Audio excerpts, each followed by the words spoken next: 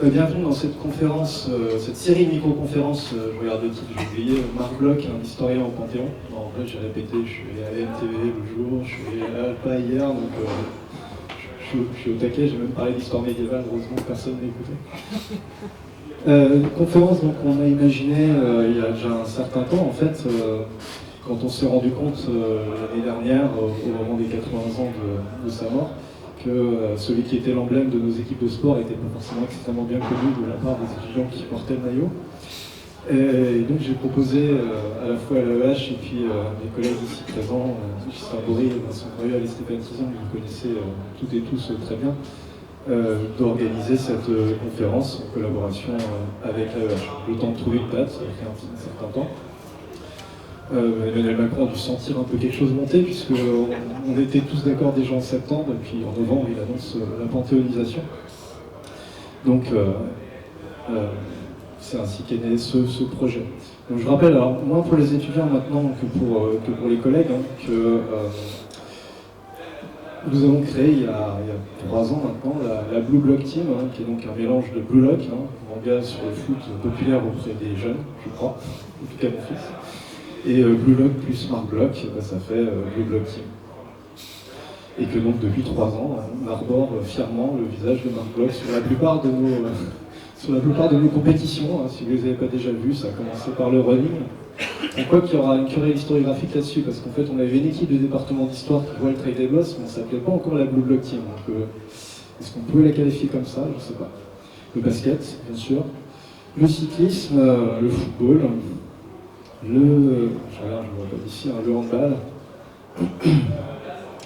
Non mais j'arrive même pas à les reconnaître, le badminton, et puis le volley, la dernière en tête.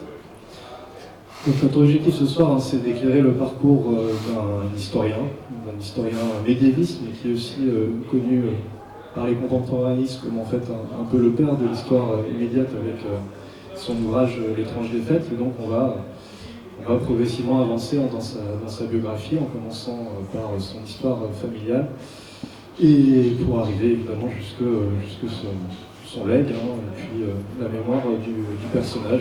On reviendra à la Blue Block Team finalement en définitive. Ça vous va? Sinon vous n'avez pas le droit de dire non. Ce que je vais dire. On n'a pas d'autre chose. On n'a pas de choses à dire. Donc évidemment, mes collègues sont contraints de respecter strictement les 5 ou 10 minutes qui leur sont données, mais pas pour vous, chers collègues, c'est pour les médiévistes, ils ont une petite part. Moi, bien sûr, personne chronomètre, donc je peux éclater mon temps sans problème. Alors, j'ai passé une diapo trop vite. 2. Donc on va commencer par la partie un historien en famille. Donc, Marc Bloch est né en 1886 à Lyon. Et il est né à Lyon un peu par hasard, puisque c'est là que travaillait son père, qui est professeur d'histoire romaine, Gustave Bloch, et qui était en poste à ce moment-là à l'université de Lyon. Il continuera sa carrière ensuite à la Sorbonne.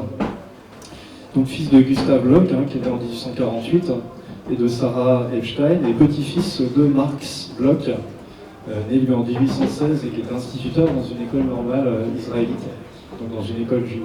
Donc vous l'avez compris, c'est une famille juive en fait, et le destin de cette famille, parce que si on remonte, on va trouver de nombreux rabbins, le destin de cette famille est très semblable au destin de beaucoup de familles dites israélites à l'époque en France. Depuis en fait la Révolution française, depuis qu'au moment de la Révolution française, on a donné la citoyenneté aux habitants juifs en France.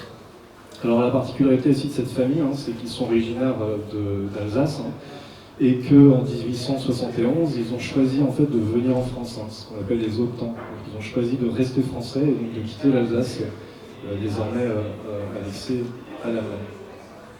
Alors quelques mots sur les communautés juives en France. Au moment de la Révolution française, au moment de l'émancipation, il y a 40 000 juifs en France. C'est évidemment très peu, c'est une proportion qui reste à peu près la même d'ailleurs depuis cette époque-là en France, à peu près 1% de la population. Et cette présence, elle est très ancienne, la présence juive en France, puisqu'on trouve des traces archéologiques dès l'époque romaine, depuis la gallo-romaine apparemment, on s'est engueulé par ces patrons. Donc depuis l'époque romaine, donc une présence qui est très ancienne, mais avec évidemment des aléas, des périodes de cohabitation plus ou moins heureuses, et puis aussi au temps sombre du Moyen-Âge, des expulsions, de très nombreuses expulsions du XIIe au XIVe siècle, et très nombreuses parce qu'en fait c'est pas vraiment des expulsions, c'est en gros on vous expulse, mais si vous voulez payer, vous pouvez rester un certain temps. Enfin, bon an, mal an, en fait, les communautés juives de France disparaissent du royaume entre le XIIe et le XIVe siècle. Et donc, pour comprendre comment est-ce qu'on a 40 000 juifs en France, il faut regarder ce qui se passe à l'époque moderne. En gros, il y a 3 foyers de peuplement juif en France au moment de la Révolution française. Vous avez les juifs qu'on dit du comtat venessin, donc d'Avignon, qui sont les juifs du pape, en fait, territoire qui appartenait à la papauté, qui est rattaché à la France en 1791. Vous avez des juifs sur le littoral atlantique, qui sont en fait des communautés dites maranes, c'est-à-dire des juifs de la péninsule ibérique, convertis de force à l'époque moderne, qui sont ensuite dispersés dans le bassin méditerranéen sur le littoral atlantique, et puis qui sont revenus à la fois juifs progressivement, et les autorités du royaume ont un peu fermé les yeux. Et puis vous avez donc les juifs d'Alsace et de Lorraine, qui sont des territoires qui sont devenus français progressivement. Au XVIIe siècle, c'était de l'Espalier pour l'Alsace, et puis la Lorraine progressivement au XVIIIe siècle. Et là encore, les autorités du royaume, en fait, à cette époque-là, ont dit, bon, on regarde pas trop ce qui se passe, on oublie les expulsions, etc. Donc ces 40 000 juifs, il y en a quelques-uns à Paris, ils proviennent de ces 3 communautés. Et donc Marc Bloch, lui, est originaire pour une partie d'Alsace et pour une partie de Lorraine dans sa famille. Et sa femme, Simone Vidal, est à l'originaire du comtat venessin. Alors Marc Bloch lui-même, en fait, a un rapport à la judéité relativement éloigné. Il ne pratique pas la religion juive. Il ne fait pas spécialement référence au fait de ses origines juives.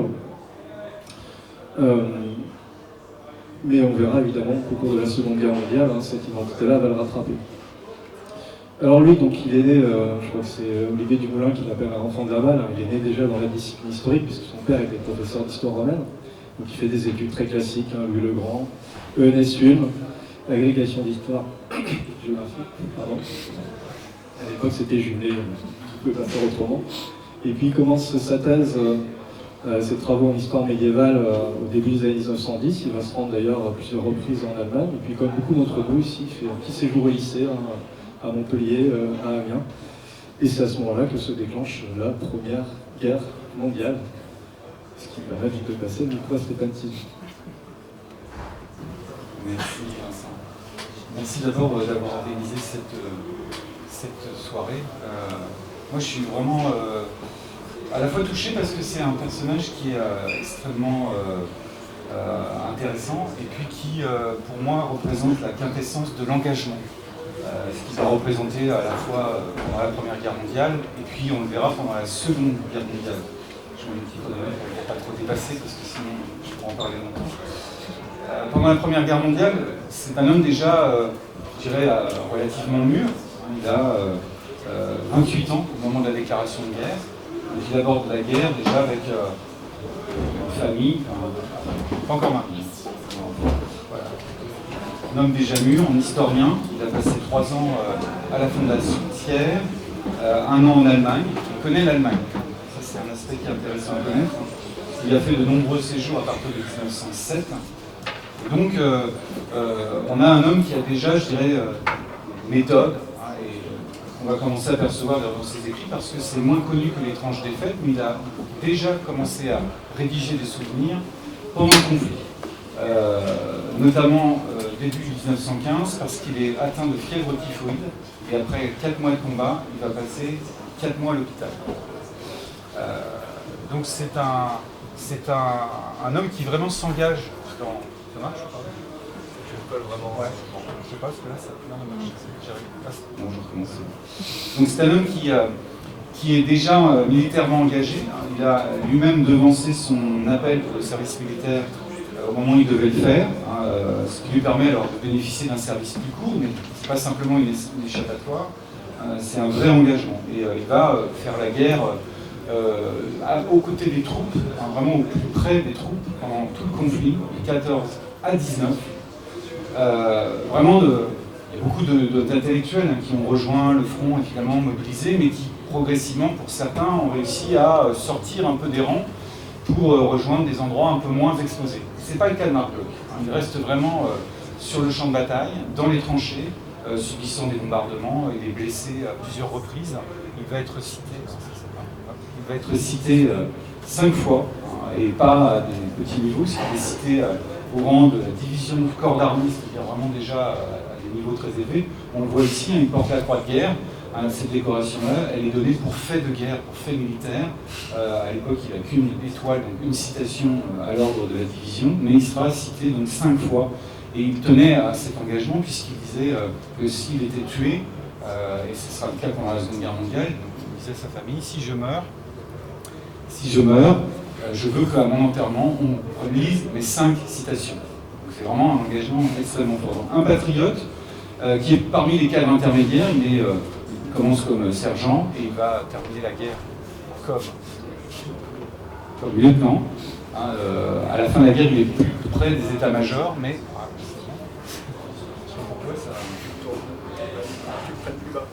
non, mais ça coupe en fait. Ça coupe, ouais, ça coupe ouais, c'est un problème.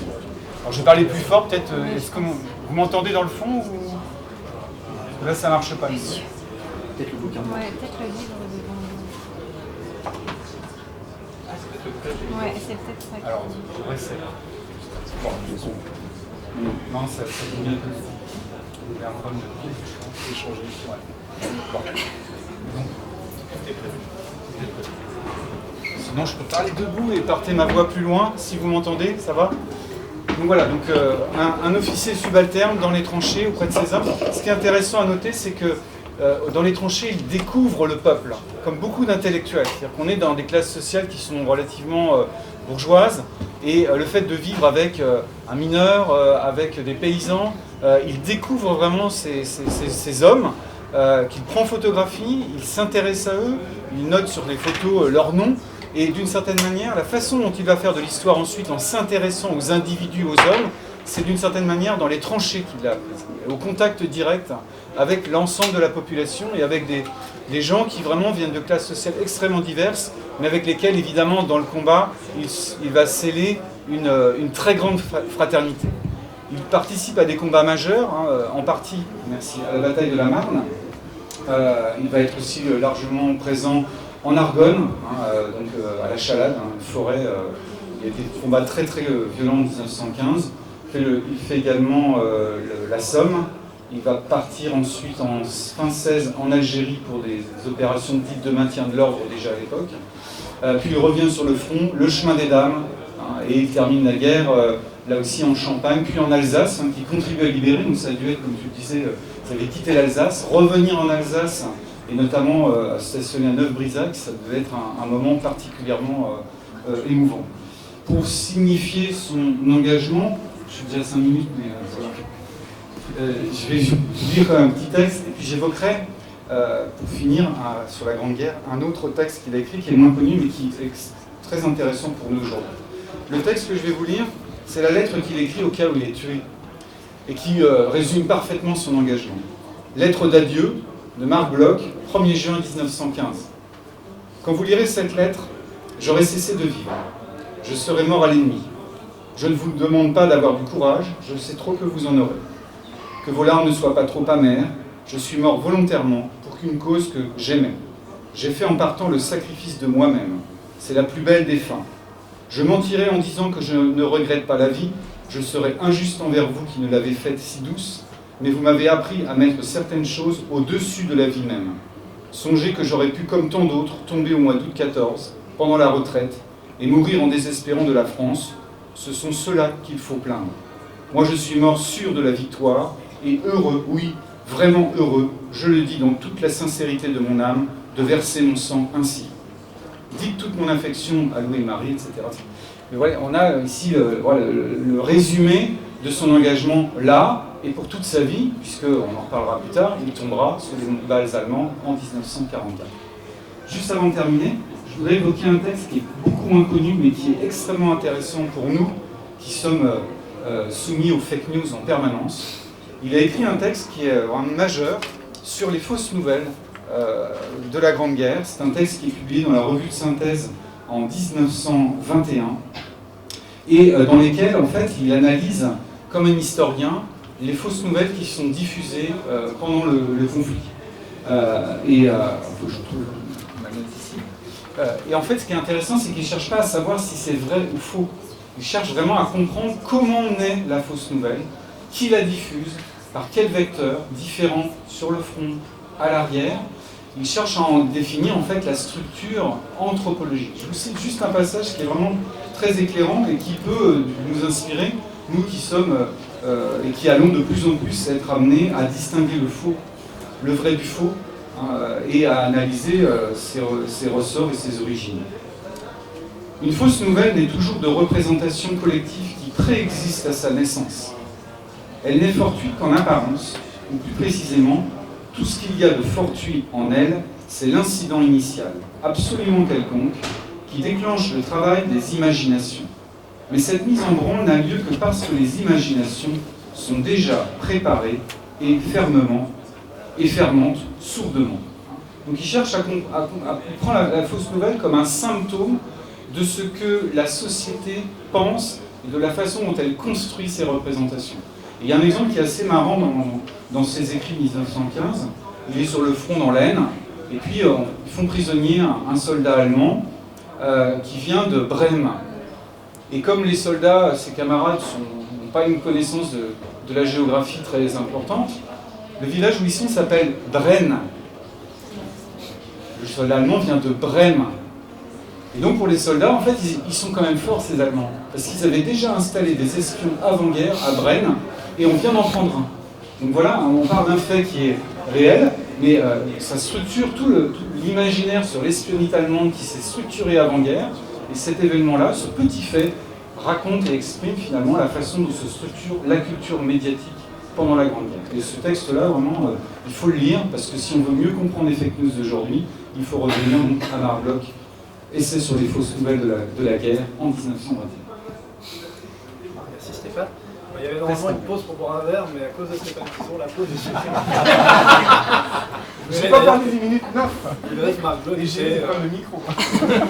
Frédéric Marc Bloch était sévère, mais juste. On a une petite pause de 5 minutes si vous voulez boire un verre, discuter, et on reprend dans 5 minutes pile. Hein.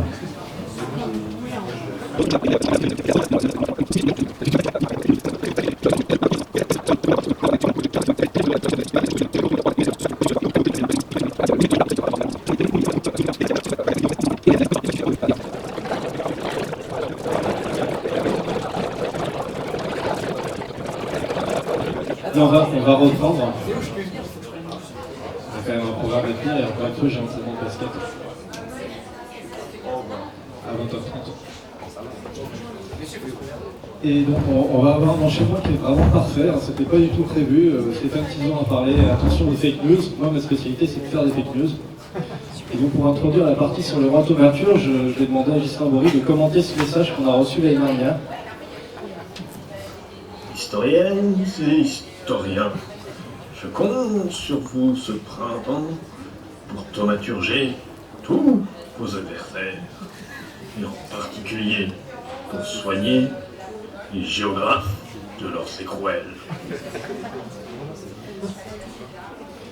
C'est à vous, cher collègue. Bon, oui, alors Je pense que ma blague est bien la Oui, c'est le titre de l'ouvrage dont je vais vous parler maintenant, Les Rois Thaumaturges, qui date de 1924, qui est le premier ouvrage publié par Marc Bloch, après un certain nombre d'articles dont on a vu déjà un échantillon. Et donc au début de sa carrière, le contexte biographique, c'est sa nomination à l'université de Strasbourg en 1919.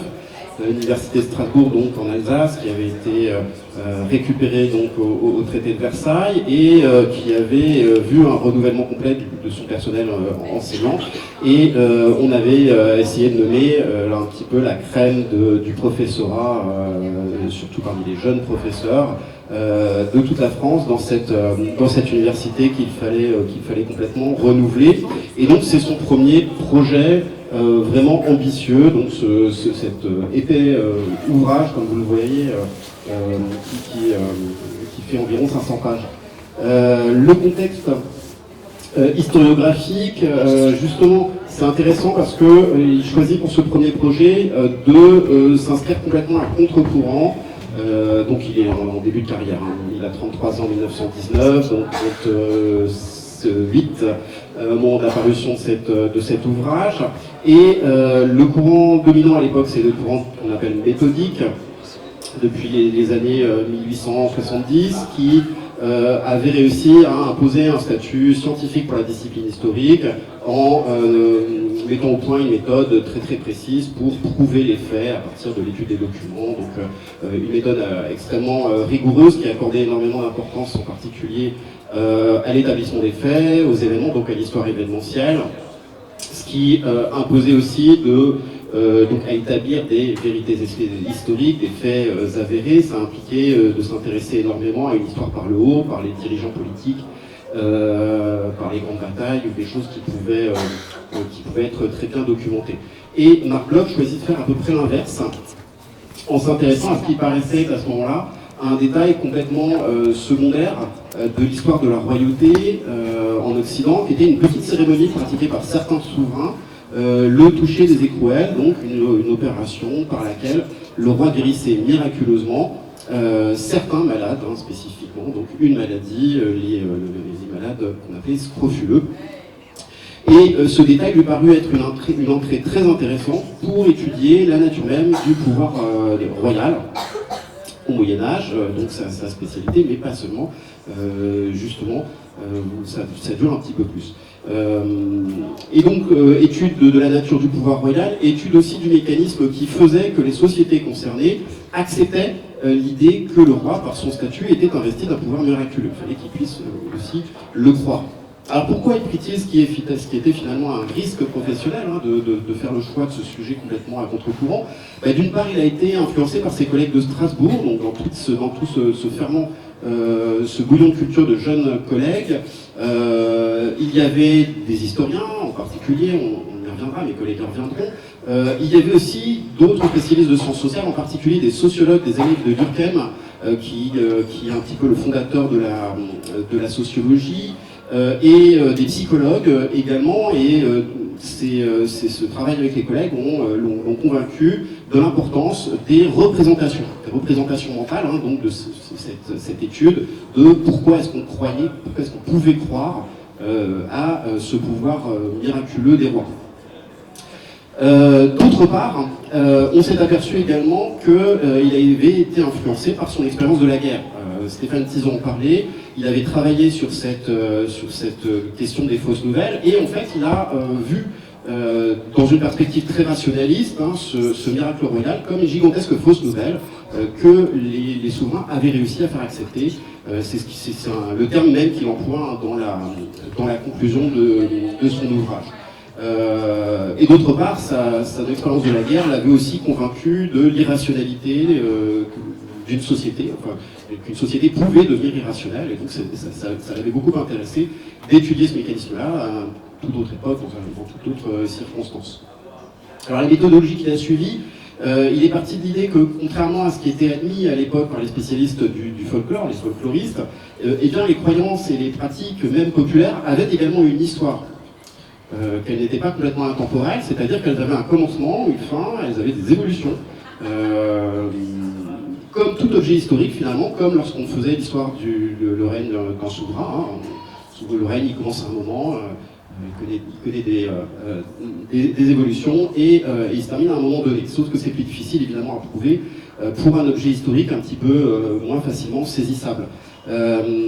Il a également supposé un lien plus large, comme l'indique le sous-titre de l'ouvrage, qu'il faut lire en entier, on parle souvent des lois thaumaturges.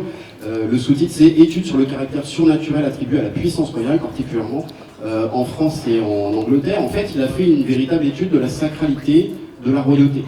Donc il a élargi un petit peu la réflexion, donc le caractère surnaturel de la royauté. De manière générale, ça l'a amené à travailler sur un temps long.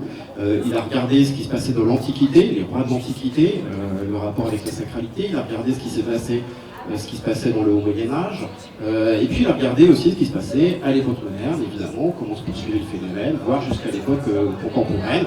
Le travail sur les rois thaumaturges l'a amené jusqu'au début du XIXe siècle, au moment du dernier toucher des écrouelles connu. Donc ça rompait énormément avec les usages des historiens de son époque. Ça l'a également amené à faire ce que l'on appelle de l'histoire comparée, c'est-à-dire à étudier le phénomène dans de nombreux espaces différents. parce que vraiment ce qui l'intéressait c'était la royauté. Il s'est aperçu assez rapidement que ce pouvoir de guérir des écrouelles, ce pouvoir thaumaturge, seuls les rois de France et de l'Angleterre l'ont exercé à un moment. Et aucun autre souverain d'Occident, même les voisins, alors qu'il y avait des rois.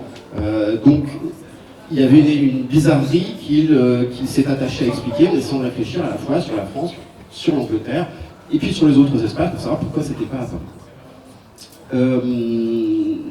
Ça l'a conduit à consulter un nombre incalculable de sources par sondage, beaucoup plus que les historiens de son époque en suivant la méthodologie traditionnelle, parce que finalement les sources pour le règne d'un souverain par exemple c'est facile à circonscrire.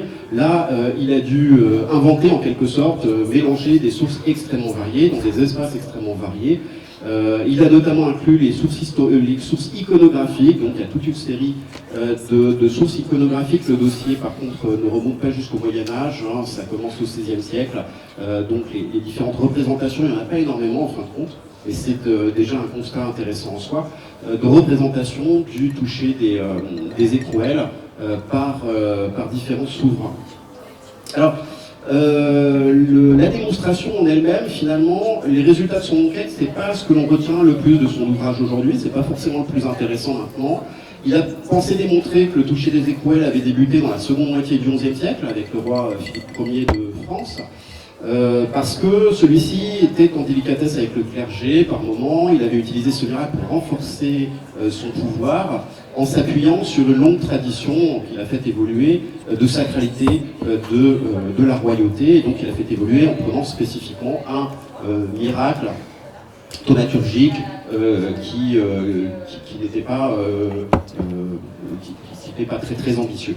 Et les rois d'Angleterre, à la fois étroitement liés au royaume de France et rivaux du roi de France, les ont en fait imités et se sont également emparés, ont réussi à se prévaloir de la même capacité au siècle suivant, sous Henri II, donc sous la moitié XIIe siècle. Et aucun autre roi d'Occident n'est parvenu à se faire reconnaître ce même pouvoir, même s'il y a eu des tentatives, mais un peu trop tardives, au XIVe siècle, par exemple, en péninsule ibérique, et ça n'a pas marché. Et donc la pratique ensuite qu'il a étudiée, il a vu que, donc je ne peux pas rentrer dans les différents détails, mais que la pratique du toucher d'écrouelles avait évolué au gré des besoins politiques ponctuels des souverains. Plus les souverains étaient en difficulté politique, par exemple, plus ils avaient besoin de manifester ce caractère surnaturel, cette capacité à opérer un miracle. La pratique a fini par perdre de sa crédibilité pour des raisons différentes en Angleterre et en France. En Angleterre, à cause de la montée du protestantisme, qui a fait rejeter les miracles et qui donc a entraîné une disparition plus précoce qu'en France, au début du XVIIIe siècle, du toucher des écrouelles. En France, elle a perduré, mais elle a été décrédibilisée petit à petit au XVIIIe siècle par les progrès du rationalisme. Et finalement, le dernier toucher des écrouelles a eu lieu sous la Restauration avec le sacre de Charles X, pour lequel d'ailleurs on a beaucoup hésité à faire cette cérémonie du toucher des écrouelles, puis finalement ça s'est fait, il n'y a plus de tentatives par la suite. L'ouvrage a été reçu par ses contemporains avec beaucoup d'attention. Alors, quand je dis ses contemporains scientifiques, c'est pas un ouvrage qui était destiné au grand public et qui a beaucoup touché le grand public. Il a été lu en revanche par beaucoup de collègues, il a suscité une grande admiration en termes d'érudition, hein, de par la quantité de connaissances maniées, de par la profondeur du travail qu'il avait effectué dans les sources. Par contre, la méthodologie et surtout l'objet de la recherche avait suscité des réserves chez une grande partie d'entre eux, et notamment chez les historiens de la génération antérieure, les historiens méthodiques. Chez ceux de sa génération, ces choix ont étonné, mais finalement ont convaincu des gens qui avaient à peu près son âge. Ce qui est intéressant, c'est qu'il a eu beaucoup de succès en dehors du milieu des historiens, dans d'autres sciences sociales, évidemment, notamment chez les sociologues, qui ont reconnu l'influence de Durkheim dans son ouvrage et l'ont beaucoup apprécié, les psychologues aussi. Et globalement, c'était un relatif insuccès dans le milieu des historiens qui probablement l'avait conduit à laisser de côté un petit peu cette étude pionnière des représentations politiques pendant la suite de sa carrière pour se diriger vers d'autres thématiques. Aujourd'hui, qu'est-ce qu'il nous reste de ces rois thaumaturges ? C'est un classique chez les historiens. Pour le grand public, ça a surtout permis de démontrer qu'effectivement une croyance, quelque chose qui paraît un peu intangible et intemporel, si, ça a vraiment une histoire, un début et une fin en particulier. Alors le début a été maintenant un petit peu repoussé, ça a été, on a d'autres informations qui sont apparues et qui conduisent à penser que c'est plutôt la seconde moitié du XIIIe siècle, le moment de l'institutionnalisation. Donc 2 siècles après ce qu'il avait pensé, l'institutionnalisation du toucher des écrouelles. Après, il y a eu effectivement des touchés des écrouelles par Philippe Ier dans la première moitié du XIe siècle. Dans le milieu des historiens, l'ouvrage reste aujourd'hui et surtout une référence fondamentale du fait de son caractère précurseur en méthodologie. C'est le premier ouvrage d'histoire des représentations. D'ailleurs, les suivantes, c'est surtout, en tout cas, il a été beaucoup suivi à partir des années 1960. Aujourd'hui, c'est un objet d'étude et une méthode bien maîtrisée, habituellement utilisée, mais finalement, c'est vraiment incroyable que ça ait pu être écrit dans les années 1920. C'est un ouvrage qui montrait une toute autre manière de faire de l'histoire politique, par l'histoire des représentations politiques, de faire l'histoire des relations internationales aussi, puisque on a aussi dans le choix des rois d'Angleterre une volonté d'imiter et rivaliser avec les rois de France, de faire de l'histoire religieuse, par l'histoire de la sacralité royale, de faire de l'histoire de la médecine également, dans laquelle il a un peu creusé, de faire de l'histoire à la fois médiévale et moderne, donc transpériode, et de faire de l'histoire comparée, en particulier anglaise et française, et puis dans une moindre mesure donc d'analyser les documents iconographiques.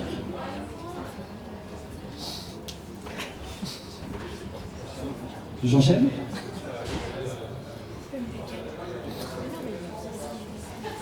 Alors Marc Bloch, c'est aussi le cofondateur de la très célèbre revue des Annales que tous les historiens compulsent tous les soirs avant de s'endormir. La création de la revue, c'est évidemment pour combler un vide, faire connaître les travaux de la jeune génération d'historiens qui souhaitent moderniser l'histoire, sortir de l'histoire à la papa. Parce qu'au-delà de la revue elle-même, il y a une volonté qui est celle de faire de l'histoire autrement. Aujourd'hui, on parlerait d'histoire globale, d'histoire par en bas, etc. En fait, il s'agit d'élargir le champ de l'histoire à des aspects qui n'avaient rarement été envisagés jusqu'à présent. Donc s'intéresser par exemple aux paysans, aux manières de penser, à l'économie.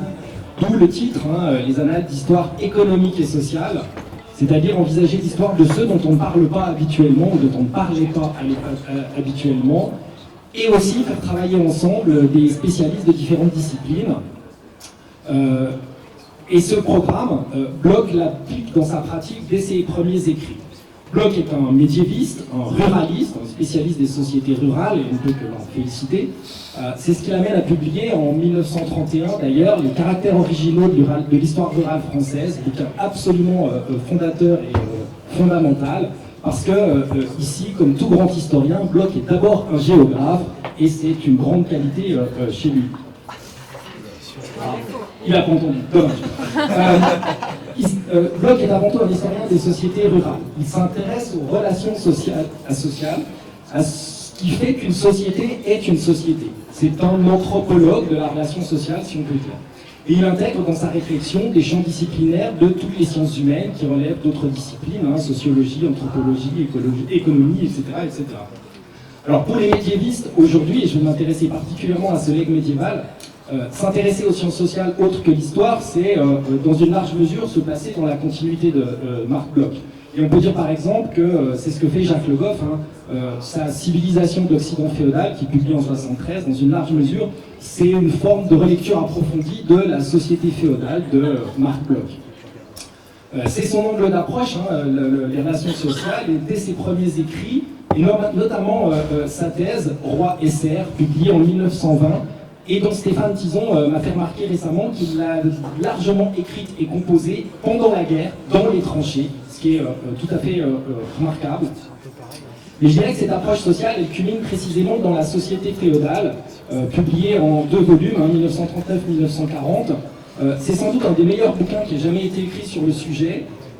Robert Fossier le qualifie de chef-d'œuvre, et pourtant Robert Fossier a la dent dure et n'a jamais le compliment facile, loin de là. Directeur de thèse d'Aline Durand. C'était directeur de thèse d'Aline, exact.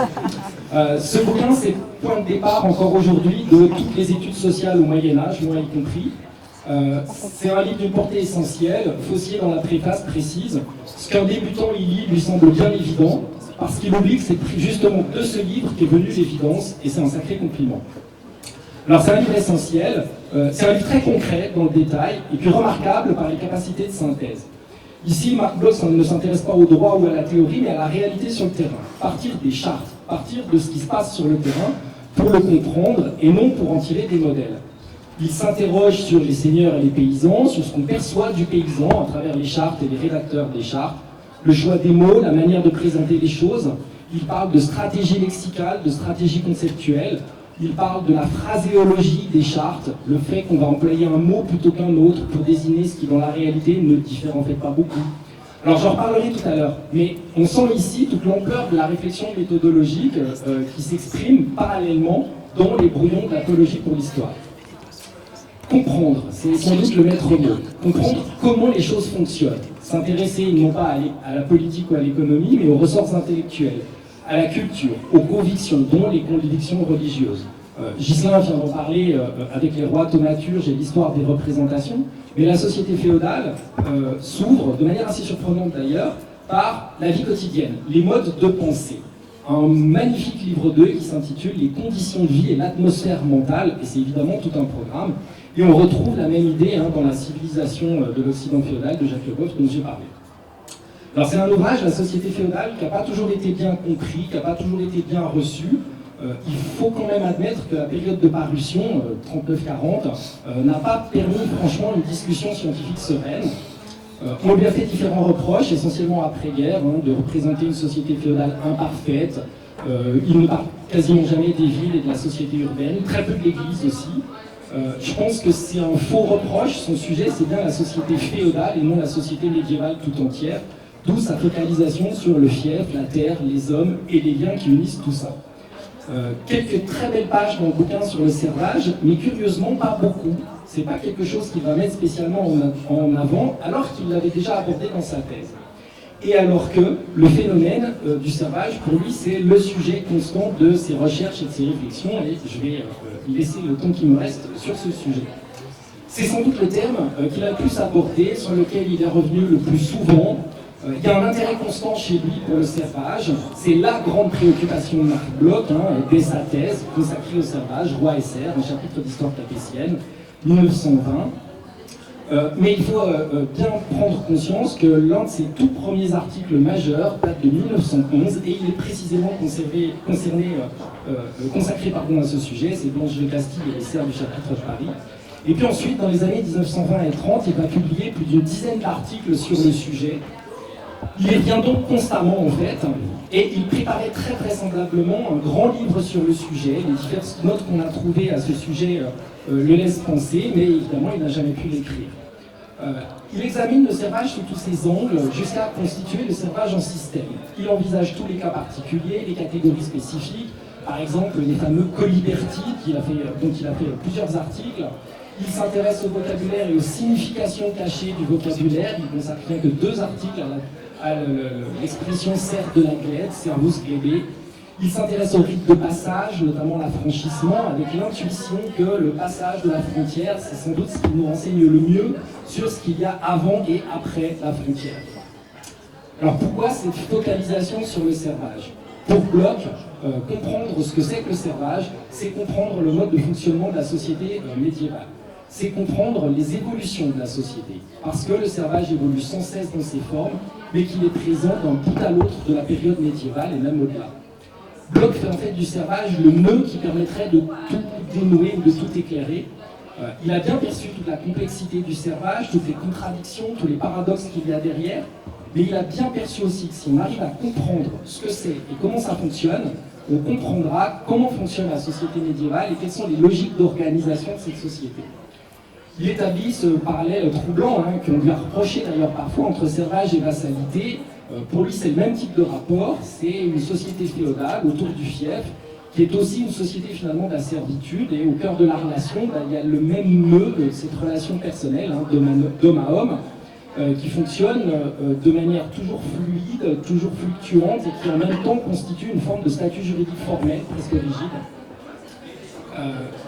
Il a réussi à dégager autour du servage un certain nombre de points essentiels qui font aujourd'hui à peu près consensus.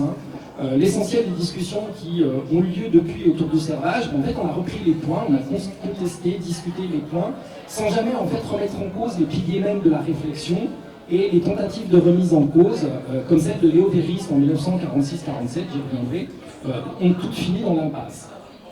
Donc ces points de consensus, le servage c'est d'abord un phénomène social et non juridique, c'est un apport majeur, on pourrait parler de fait social total pour paraphraser Marcel Mauss, et là on sent toute la veine sociologique de Marc Bloch.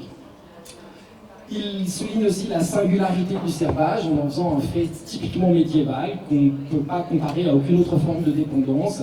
Alors déjà, il le distingue de l'esclavage antique évidemment, mais on ne peut pas comparer non plus à d'autres formes de servitude africaine, asiatique ou d'autres espaces. Il souligne aussi l'universalité, l'omniprésence des formes du servage dans l'Occident médiéval, depuis les temps mérovingiens jusqu'à la fin du Moyen-Âge, et en fait jusqu'en 1789 en France, 19e siècle dans la majeure partie de l'Europe. Une longue durée du phénomène, c'est lui qui est à l'origine de l'idée d'un servage tardif, qu'il appelle second servage, continuation du premier sous d'autres formes, et qui perdure jusqu'à l'époque moderne. Et c'est l'autre aspect qu'il souligne, cette omniprésence et le caractère sans cesse changeant, fuyant du servage. Il parle d'un caractère infiniment plastique, et j'aime beaucoup le mot.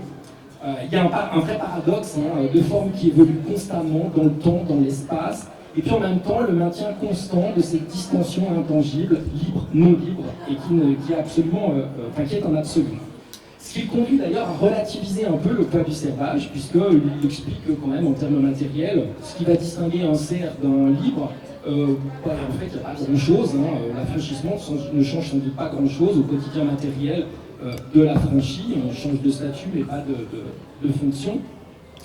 Alors tous ces points ont été repris, discutés, etc. Mais dans un premier temps, ces points ont été très mal compris, notamment ce qu'il exprime dans la société féodale.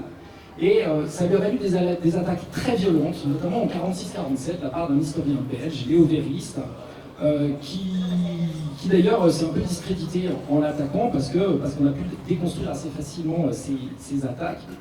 Et puis un vrai découragement des médiévistes, un abandon du sujet, et puis un regain d'intérêt à la fin du XXe, début du XXIe siècle. J'en veux pour preuve la grande synthèse qui a été livrée par Nicolas Carrier en 2012. Et en fait, Nicolas Carrier valide la quasi-totalité des hypothèses et des postulats de Marc Bloch, un peu comme un retour à la case départ. Il signale finalement la difficulté du sujet, et Marc Bloch, ici, on revient à lui, au tout début de Roi et Cerf, il pose la question: qu'est-ce qui était au juste qu'un cerf? Il n'a jamais pu vraiment y apporter la réponse, et un bon siècle plus tard, on cherche toujours. On a un nouveau temps de discussion ou de pause, donc n'hésitez pas aussi, vous n'êtes pas spécialement sollicité, mais si vous avez des questions sur les interventions des collègues, entre deux commandes de bière, ça peut se faire.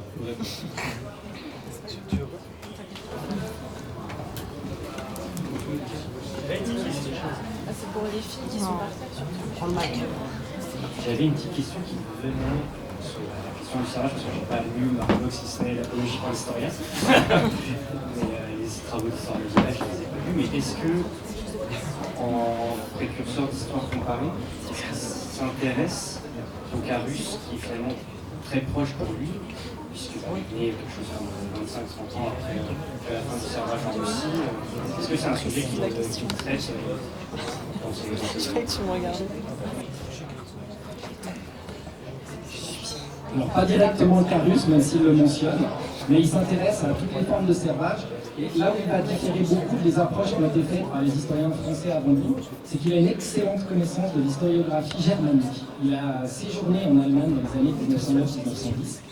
Et il connaît très bien l'historiographie germanique qui, elle, a beaucoup regardé vers l'Est, vers les formes de servage oriental. Alors le servage russe est une des variantes de ces servages orientaux. On va retrouver aussi en Pologne, mais en Prusse aussi, en Hongrie, en Bohème, etc.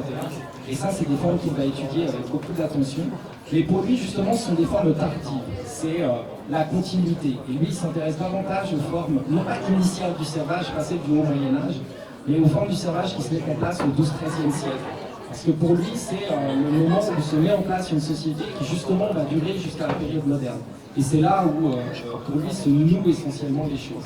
Et à cette époque-là, sur les terres de l'Est, il n'y a pas de servage, justement. Donc, pour lui, c'est intéressant, mais presque secondaire.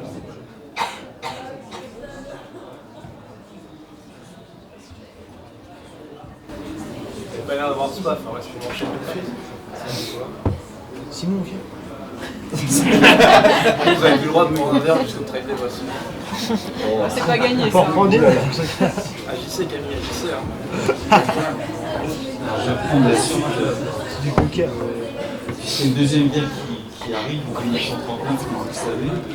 Et donc, il est à nouveau mobilisé en 1939, en septembre 1939, malgré le fait qu'il ait 53 ans et 6 enfants.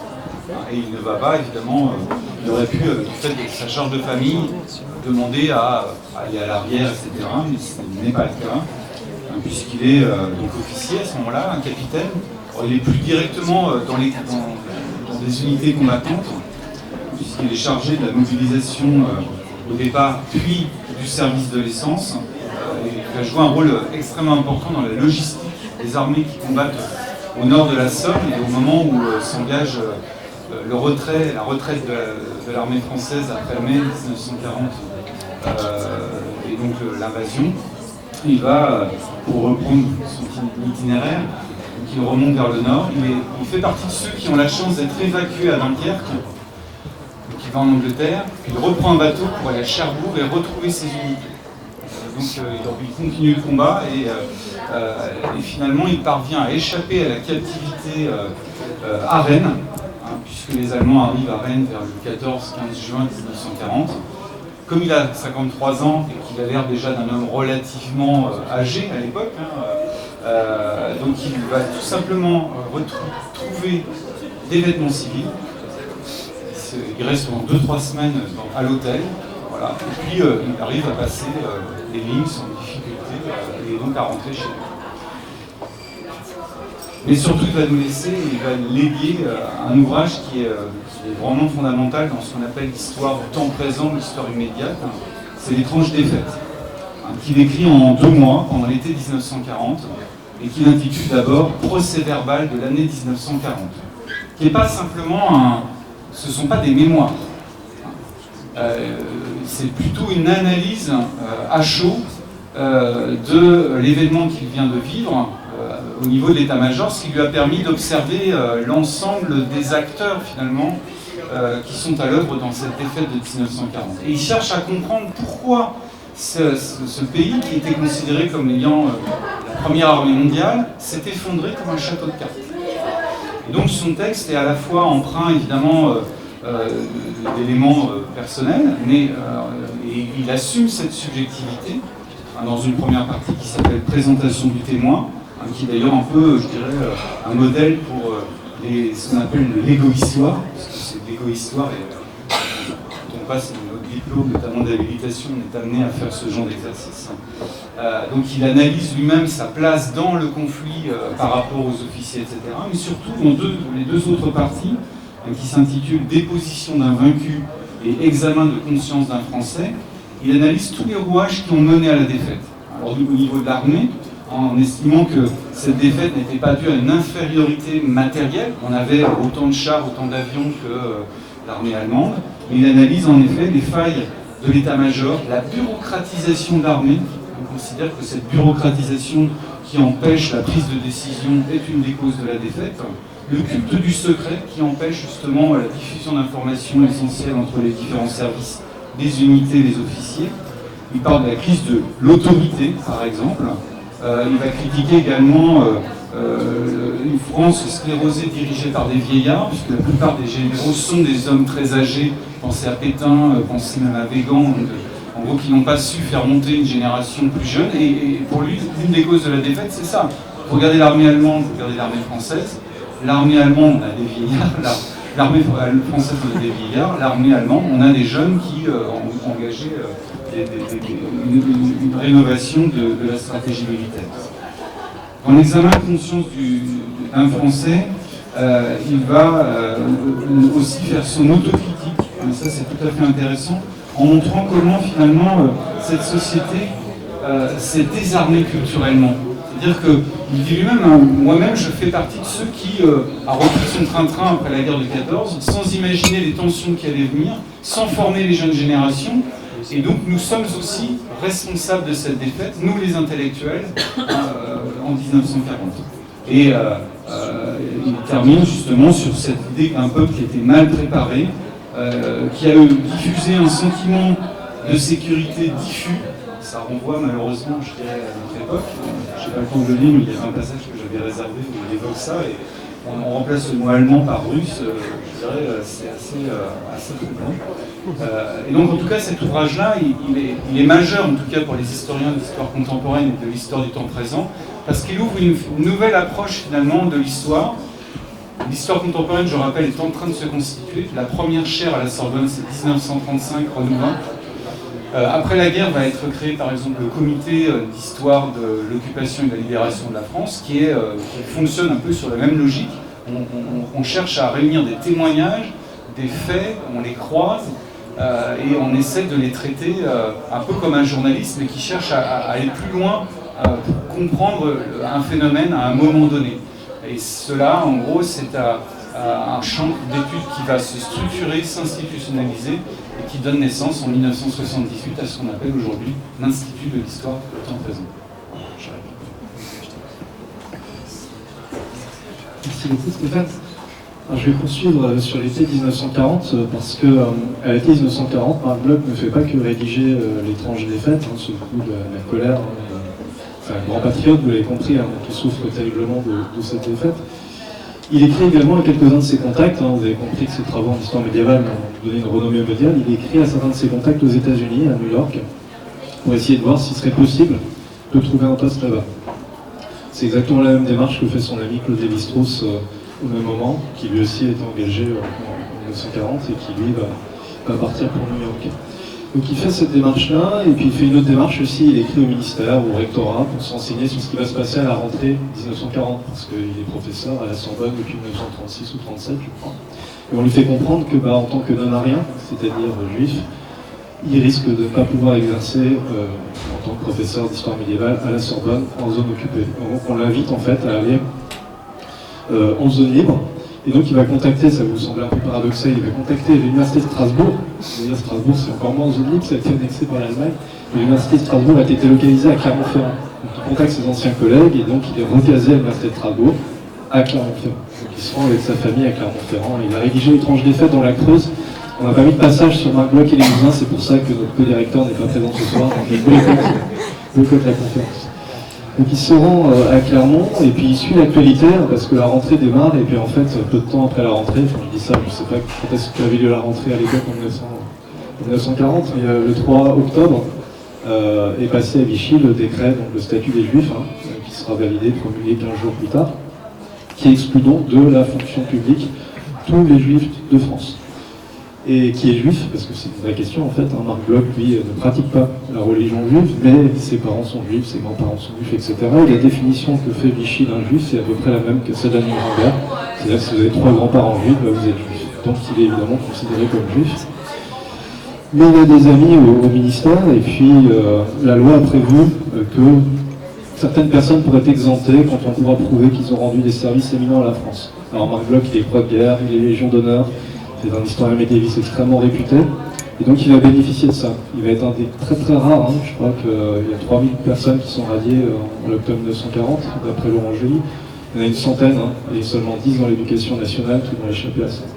Donc il peut continuer sa carrière à Clermont-Ferrand, et sa femme, donc Simone, souffre de pleurésie, et donc il demande à être muté à Montpellier, pour qu'elle puisse être au soleil et pouvoir se soigner. Et son arrivée à Montpellier ne se passe pas très bien.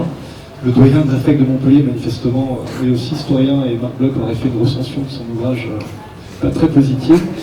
Et la fac de Montpellier est manifestement très pétainiste, voire antisémite. Et donc son parcours à Montpellier est très tumultueux, et de toute façon très court, puisqu'en novembre 1942, la France est occupée intégralement par les Allemands, ce qui le place en fait finalement en situation de ne plus pouvoir exercer. Et il est mis à la retraite en 1943 à 56 ans. Entre-temps, en fait, son projet d'aller aux États-Unis a échoué. Alors la fondation Rockefeller, qui finançait la New School of Research à New York, avait accepté de prendre en charge son salaire. Le département d'État, en fait, avait accepté d'octroyer un visa à lui et à sa famille, à sa femme et ses enfants. Et Marc Bloch, en fait, avait 2 enfants déjà adultes, une fille et un fils, qui vont entrer également en résistance. Le temps qu'ils partent, un 2e fils aurait été majeur. Il avait également sa mère encore en vie. Il ne pouvait pas partir en fait, avec eux, il n'y avait pas de visa pour eux. Et donc il a décidé en fait, de ne pas partir pour pouvoir résister. Parce qu'il ne pouvait pas emmener l'ensemble de sa famille, il était très attaché. Et finalement, ce sont ces événements-là qui vont l'amener petit à petit à rentrer en résistance. Alors dans l'étrange des faits, il écrivait que ce qui est non négociable, c'est le patriotisme, et qu'il était impossible de ne pas s'engager dans la défense du pays pendant la guerre et évidemment pendant le conflit. Ce qui va le faire passer dans la résistance, c'est, comme tu le disais, l'invasion de la zone libre le 9 novembre 1942. Et il va rentrer, alors on a peu d'informations sur cette période, parce qu'évidemment les résistants n'ont pas produit énormément de sources qui permettent de maîtriser, de comprendre complètement son itinéraire. Et ce que l'on sait, c'est que cette invasion de la zone libre joue un rôle, évidemment la politique antisémite du régime de Vichy est une autre raison, et donc son patriotisme fait qu'il estime qu'il ne peut plus rester en dehors.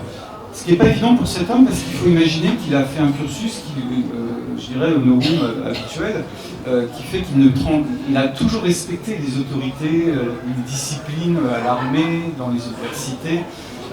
Voilà. Et donc, comme De Gaulle, il y a la nécessité d'une transgression qu'on a peine à imaginer, mais passer de l'autre côté, passer dans la clandestinité, c'est réellement une transgression fondamentale pour ces hommes.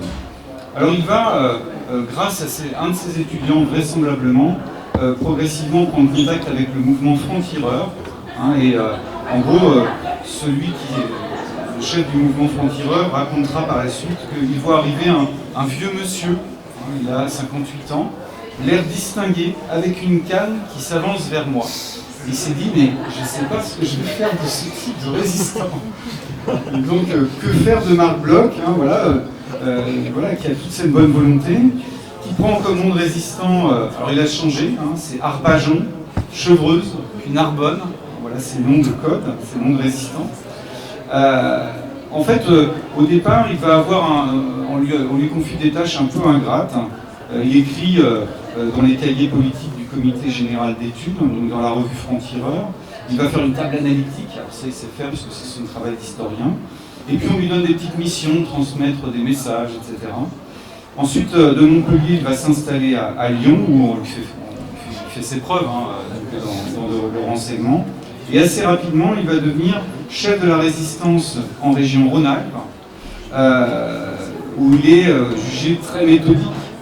Il a un rôle très précis et comme il a organisé les choses, il va structurer clairement ses mouvements de résistance, jusqu'à devenir responsable par intérim de la région des mouvements unis de la résistance, c'est-à-dire à partir de 1943, les mouvements de résistance commencent à s'unifier. Et là, c'est la réunion des francs-tireurs de combat et de libération sud. Et donc, il est chef de l'ensemble d'une région, la région R1, qui concerne principalement la région Rhône-Alpes, qui est une région extrêmement importante dans la résistance, où justement, vous savez, Jean Moulin sera arrêté en 1943. Lui-même est arrêté le 8 mars 1944, interné à la prison de Montluc, où il est torturé à plusieurs reprises. Ça, on le sait par les témoignages de ceux qui étaient prisonniers à peu près en même temps. L'information, d'ailleurs, est assez rapidement diffusée dans les milieux académiques. Et il sera, non pas fusillé, parce qu'on voit souvent le mot fusillé, il est exécuté. Exécuté le 16 juin 1944. Pourquoi je dis ça? Parce que fusillé, c'est un peloton d'exécution. Voilà. Là, en gros, il est avec 27 autres résistants. On leur demande de sortir et on les canarde dans le dos. Il est donc abattu d'une balle dans le dos par 4 membres de la Gestapo dans la commune de Saint-Didier-de-Fourmont dans l'Ain. Et ces cendres donc seront transportées au cimetière de Bourdelle en 1977. Normalement, C'est dans la Creuse. C'est dans la Creuse. Ouais, c'est dans la Creuse. Encore une fois, c'est pour ça qu'il faudrait relève le club.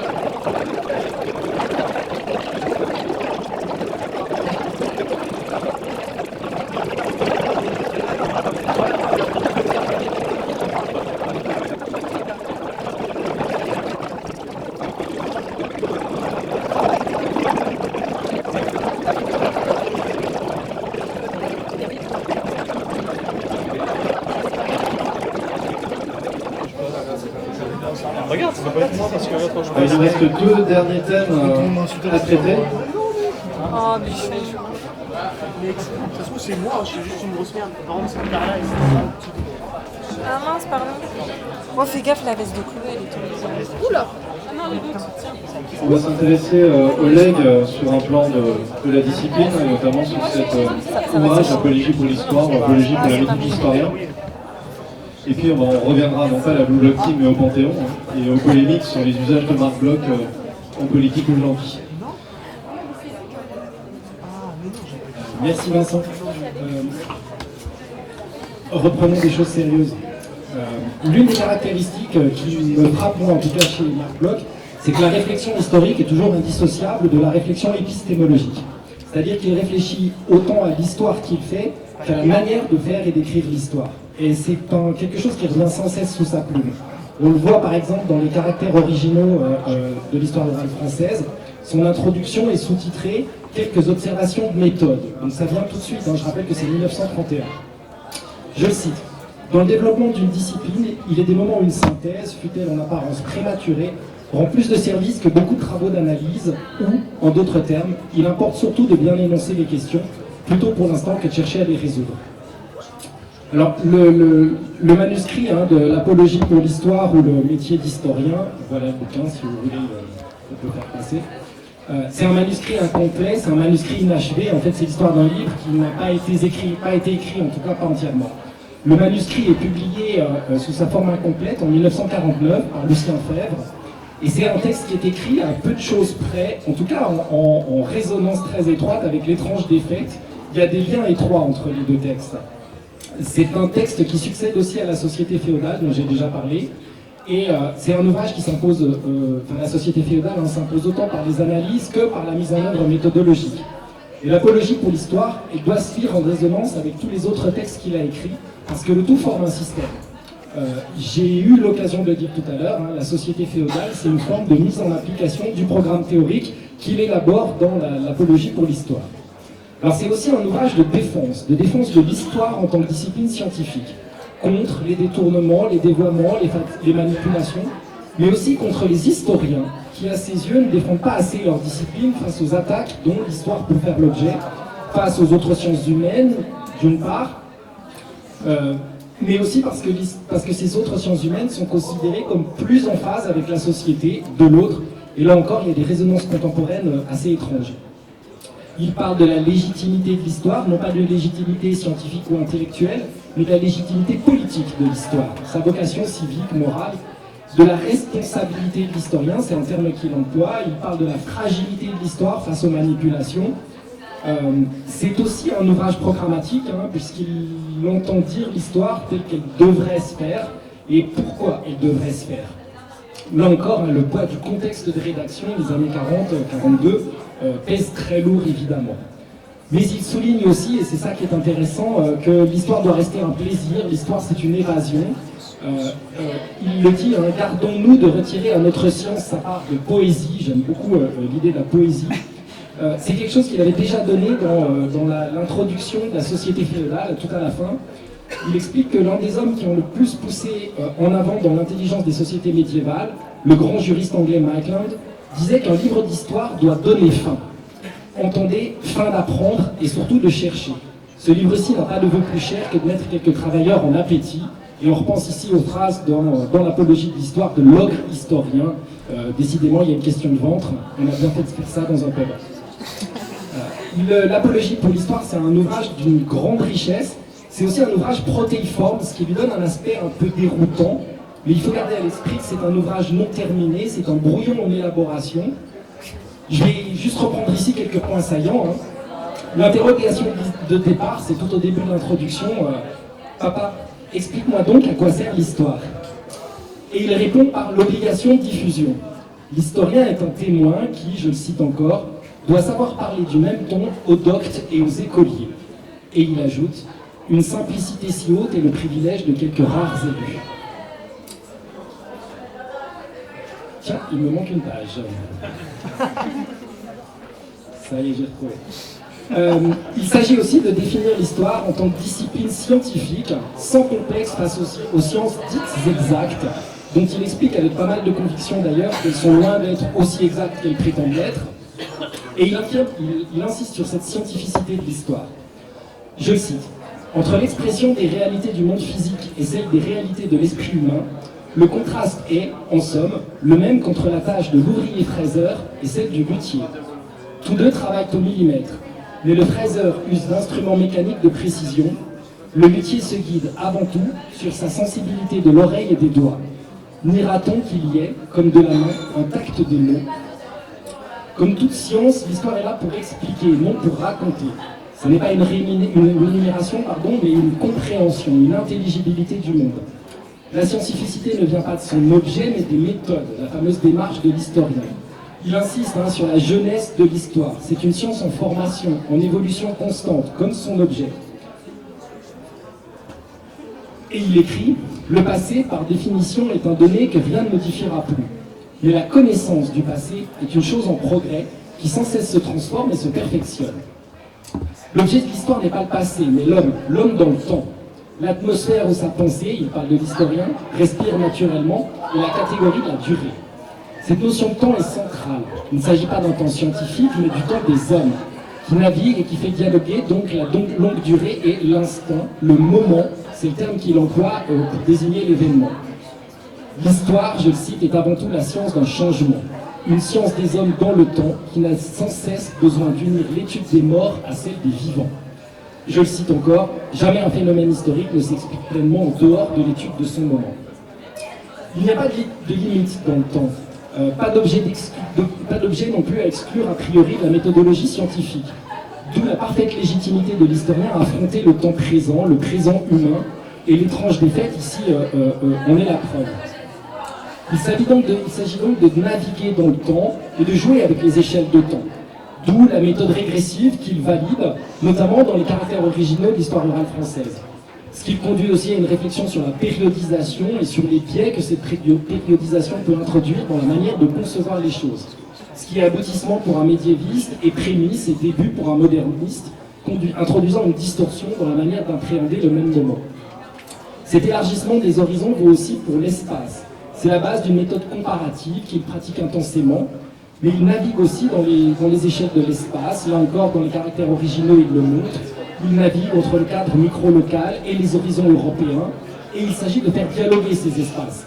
Comparer sans cesse, varier les échelles d'analyse, je le cite, dégager par le contraste, en même temps que les caractères communs, les originalités. Non, Vincent, je vais couper, je te rassure. L'objet n'est donc pas l'homme, mais les hommes dans le temps. Il s'agit de s'intéresser à l'individu comme à la société, être dans une dialectique féconde, ne jamais cacher l'individu dans la société, mais ne jamais dissimuler, réduire la société à l'individu. D'où ce nécessaire dialogue avec la sociologie, dont on a déjà parlé, qu'il met en œuvre dans ses ouvrages. Il s'intéresse à l'homme, mais il s'intéresse en fait à toutes les dimensions humaines, y compris les conditions les plus matérielles. Un exemple, son intérêt pour le corps, dont il souligne l'importance. Il faut s'intéresser au corps des hommes, nous dit-il, dans les rituels, au corps qui cultive, au corps qui combat, au corps qui se courbe en signe de soumission. D'où son attention aux systèmes agro-pastoraux, à l'organisation économique, à ce que pouvaient manger les hommes et les femmes du Moyen-Âge. Ce qui le conduit à une histoire de l'homme dans son environnement, dessinant ce qu'on appellerait aujourd'hui de l'histoire environnementale. Il y a quelques lignes sur l'envasement du Tzvin, le golfe qui borde des Bruges sur la mer, et il fait tout en parallèle sur l'étude qu'en ferait un géologue et l'étude qu'en ferait un historien. La différence, c'est le facteur. Je le cite, l'humain fait son apparition. Il définit surtout l'histoire comme un métier. Il définit l'histoire par la pratique, non par l'objet. C'est un retour aux sources, en quelque sorte, à l'enquête, à Hérodote, mais en fait c'est beaucoup plus que cela, puisqu'il insiste sur les côtés artisanaux du métier. Je le cite, « Dire comment et pourquoi un historien pratique son métier ». Il présente l'ouvrage, je le cite encore, pour ce qu'il est.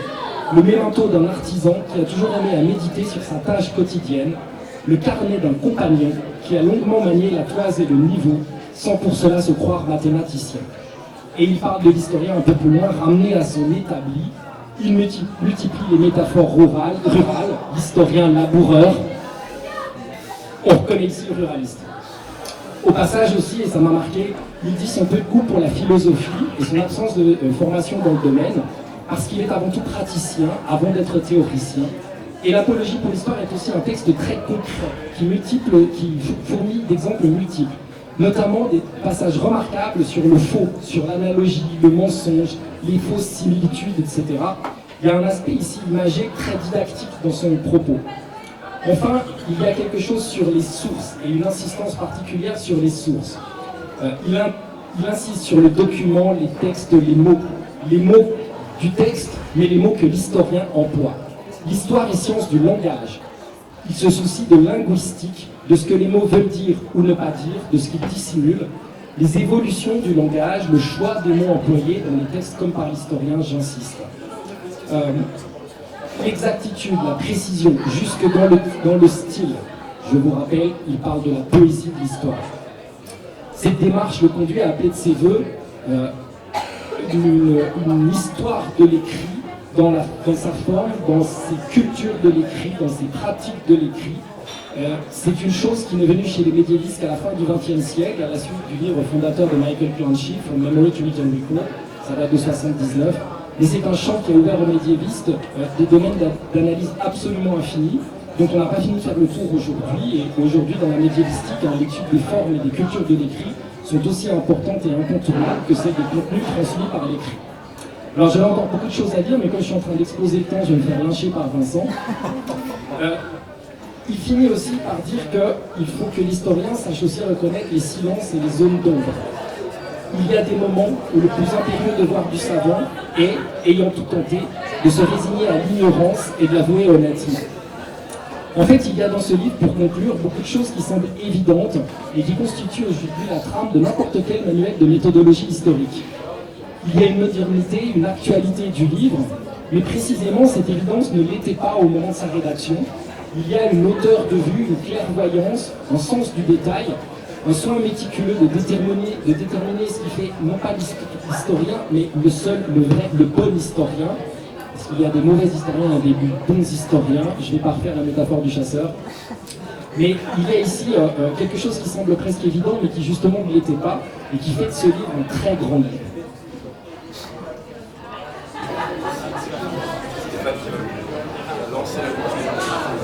Je vais terminer sur l'instrumentalisation de Marc Bloch, parce qu'elle est présente encore de nos jours et même récemment. En fait, il y a deux textes qui ont été instrumentalisés. Le premier, c'est moins connu, mais c'est celui que j'évoquais tout à l'heure, l'article sur les fausses nouvelles de 1921, qui va, pendant la Seconde Guerre mondiale, être instrumentalisé à Londres pour justement dire que tout ce qui toutes les nouvelles qui évoquaient l'élimination des Juifs en Europe orientale par les nazis, c'était des rumeurs. Ça, j'ai trouvé, il y a peu de choses écrites là-dessus, mais dans la préface que Alain Becker a rédigée sur l'ensemble des publications des écrits de guerre, l'histoire de la guerre, de la résistance, elle évoque ça, et je trouvais que c'était un élément d'instrumentalisation peu connu, mais qui finalement, en retournant finalement le propos de Marc Bloch, puisque lui évoque les fausses nouvelles, et en partant de ce texte-là, c'était une façon de montrer qu'il n'y avait pas en effet d'extermination des Juifs pendant la guerre elle-même. Le deuxième, c'est un extrait qu'on retrouve souvent, alors par curiosité cet après-midi même, j'ai montré cet extrait pour voir qui l'utilisait, comment. Alors l'extrait, c'est le suivant. Il existe deux catégories de Français qui ne comprendront jamais l'histoire de France. Ceux qui refusent de vibrer au souvenir du sacre de Reims, ceux qui lisent sans émotion le récit de la fête de la Fédération. Extrait de L'étrange défaite, dans justement l'examen de conscience d'un Français. Alors quand on inscrit ce texte-là dans Google, on tombe sur un livre d'Henri Guénaud, De Gaulle, Le nom de tout ce qui nous manque, 2020, de Jean-François Copé, Manifeste pour une droite décomplexée, 2010. On retrouve également ça dans la bouche d'Emmanuel Macron lorsqu'il visite pour la 7e fois les travaux de Notre-Dame de Paris. Mais on le retrouve aussi en 2005 dans la bouche de Jean-Marie Le Pen, puis de Marine Le Pen, puis de Marion Maréchal Le Pen, mais aussi de Nicolas Sarkozy. En 2009, à la Chapelle en Vercors, Nicolas Sarkozy utilisait cette phrase-là pour expliquer comment on pouvait devenir français. Donc une lecture très essentialiste de la nation. En gros, appartenir à la France, c'est ressentir une émotion lorsqu'on évoque le sacre de Reims, etc. Alors évidemment, je vais reprendre un peu les suivre tout ce que tu as dit sur l'apologie pour l'histoire. Il faut revenir au texte. Voilà ce qu'écrit Marc Bloch, mais il faut lire la suite. Je trouve le passage. Il y a deux catégories de Français qui ne comprendront jamais l'histoire de France, ceux qui refusent de vibrer au souvenir du sacre de Reims, ceux qui lisent sans émotion le récit de la fête de la Fédération. C'est la phrase que j'ai citée. Mais on peut continuer. Peu importe l'orientation présente de leurs préférences, leur imperméabilité au plus beau jaillissement de l'enthousiasme collectif suffit à les condamner. Dans le Front populaire, le vrai, celui des foules, non pas celui des politiciens, il revivait quelque chose de l'atmosphère du Champ de Mars au grand soleil du 14 juillet 1790. Malheureusement, les hommes dont les ancêtres prêtèrent serment sur l'autel de la patrie avaient perdu contact avec ces sources profondes. Ce n'est pas par hasard si notre régime censément démocratique n'a jamais su donner à la nation des fêtes qui fussent véritablement celles de tout le monde. Nous avons laissé à Hitler le soin de ressusciter les antiques pélants. J'ai connu à l'armée, à la première armée, des officiers chargés d'entretenir le moral des troupes. Le commandement avait pour cela fait choix d'un banquier très parisien et d'un industriel du Nord. Il pensait que pour glisser quelques vérités dans les journaux du front, il fallait d'abord les enrober de grasses plaisanteries. Quant au théâtre aux armées, puis plus il donnait de farces graveleuses, meilleur il leur semblait. De plus en plus loin du peuple, dont elle renonçait à pénétrer pour sympathiser avec eux, les authentiques mouvements d'armes, tour à tour refusant de le prendre au sérieux ou tremblant devant lui, la bourgeoisie en même temps s'écartait, sans le vouloir, de la France tout court. Ce qui est intéressant, c'est cette référence au Front populaire, qui n'est jamais évoquée ni par Nicolas Sarkozy, ni par Jean-Luc Le Pen, etc. Et en fait, voilà, ce qu'évoque Bloch, c'est la façon dont lui ressent l'attachement républicain à la France, c'est-à-dire dans évidemment une histoire qui n'est pas nécessairement essentielle, qui évidemment rassemble, enfin, peut nourrir des émotions, mais qui évidemment s'inscrit dans une réflexion sur le passé, dans la façon dont chacun ici peut la développer et il fait immédiatement une analyse sociologique de qui diffuse cette réflexion-là, qui ne la diffuse pas, et en évoquant justement la ferveur populaire, et pas nationale, qui peut être donc celle des Français. Donc, on peut terminer sur cette dimension-là, en espérant que vous, on essaiera nous de le faire autant que possible, mais de faire vivre cette mémoire et ce travail surtout élaboré par Marc Bloch, voilà, en respectant les méthodes mises en œuvre dans l'ensemble des ouvrages qui ont été évoqués aujourd'hui. Je vous laisse conclure.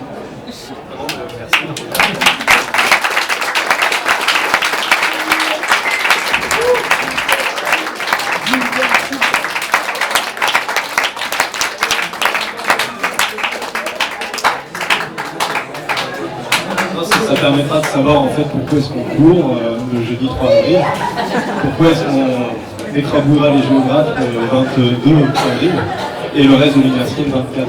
On saura pourquoi est-ce qu'on porte sur le ventre ou sur le cœur. Donc, merci à toutes et à tous pour votre présence.